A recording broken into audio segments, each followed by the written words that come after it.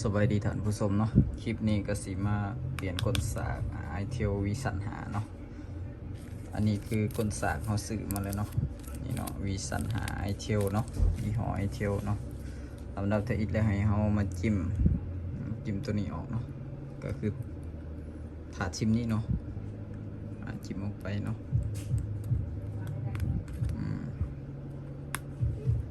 อันนี้โบมีเล็กจิ้มซิมเลยเอาอันนี้จิ้มเนาะเอายังจิ้มก็ได้เนาะขอแต่ให้มันออกเนาะหลังจากนั้นนะฮะ2 โวเอาจิ้มเข้าไปเนาะแล้วก็แกะเนาะก็แกะแบบนี้หูไปเนาะตัวนี้มันจะแข็งนิดนึงนี่หลังจากแกะออกมาแล้วก็หันแต่ตัวทางหลุมนี้เนาะคลายน็อตตัวทางหลุมนี้ออกเนาะโทรศัพท์ก็คือว่าเคยเปลี่ยนมาเลยเนาะหันออกเลย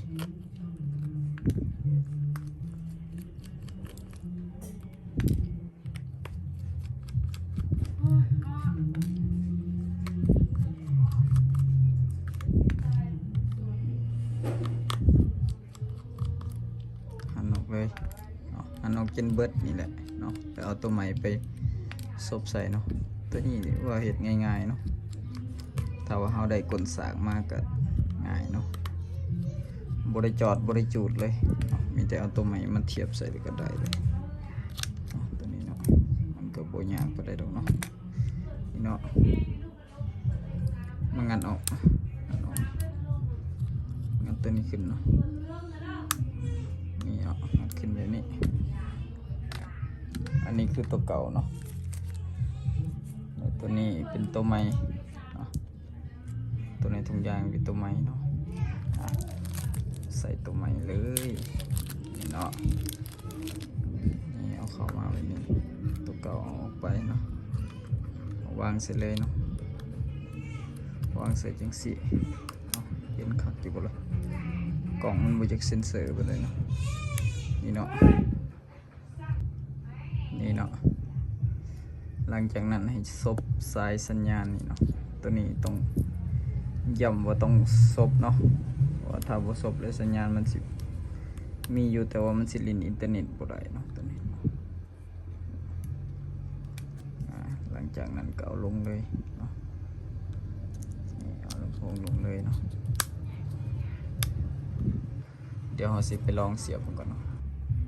ตัวนี้ก็คือเราลองเนาะโอ้ยสายสากบ่ยาวตัวนี้เนาะสายสากเป็ดบ่ยาวนี่เนาะก็คือเขาปกติหลังจากนั้นมาประกอบเลยเนาะ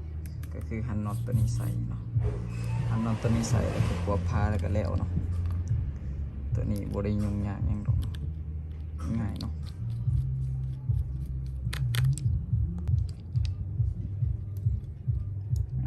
น็อตสุดท้ายเนาะ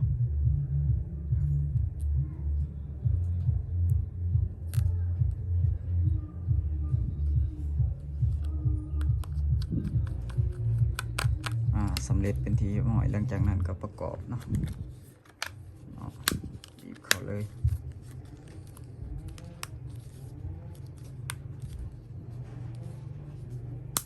เนาะลอยเนาะ